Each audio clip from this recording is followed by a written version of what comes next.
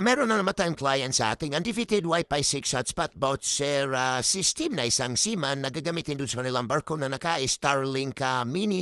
Ay itong client natin, meron na po siyang previous na UMAD controller setup pero hindi po satisfied ng ating client dahil hindi po daw nakikita yung remaining data. Kaya dito sa ating system, makikita po ang ating remaining data. Ito po yung Wi-Fi hotspot server natin.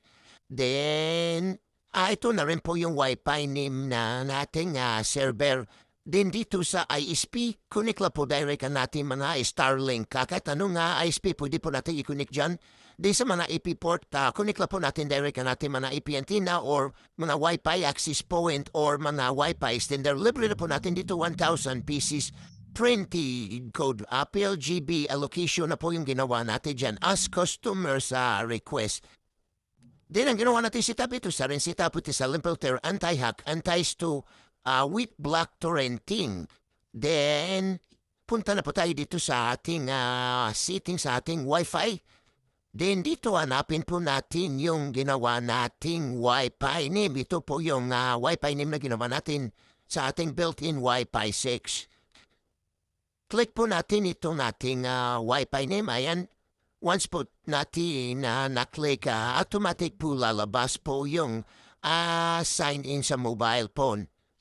Then pag nakita na po natin yung sign in, click lang po natin automatic po yan mag-pop up ang ating portal. Ayan, na-pop up na po ang ating portal din dito sa voucher box. Type lang po natin ang ating voucher code. Gayahin lang po kung paano pagkasulat ang ating voucher code.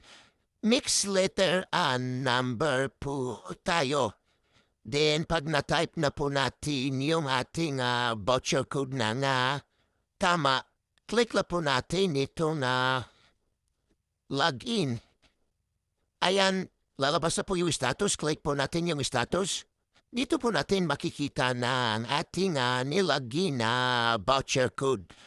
Nandiyan na po yung voucher code natin.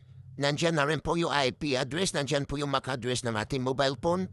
Andito na rin po makikita ng ating client mismo sa kanilang cellphone ang data usage na yan na po yung real-time na data usage din na remaining time. Dito na rin po makikita ng ating client. Then, dito naman sa remaining data, ito na rin po ang real-time remaining data natin dahil 1 GB po yung nilagay natin kaya meron na tayong 1023 MB na lang kasi meron na tayong bytes sa data usage. Then meron na rin po tayo dito watch movies kung napanood po yung mga previous video kung paano po tayo manood ng mga movie. Then ngayon, dito na rin po makikita natin logout or post time.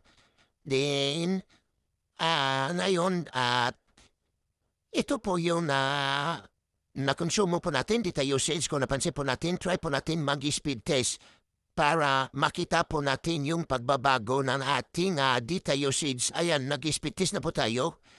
Meron na po tayong 6 Mbps mahigit o almost 7 Mbps na speed test. Ngayon, babalikan po natin ang ating data usage kung ayan, nakadownload na po tayo ng 6.5 MB.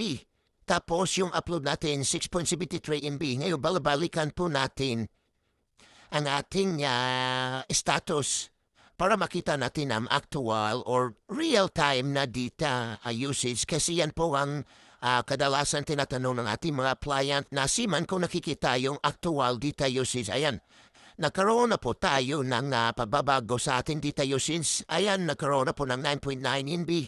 Then, dito naman sa remaining data, ayan, real-time din nabawasan po talaga ang ating remaining data dahil po sa nagamit natin na data usage. Ayan, yan na po remaining time natin 1004.33 MB dahil nagkukonsumo na po yung data natin sa pag-speed test. Kaya, ayan, yan na po yung data usage in real time at saka remaining data in real time.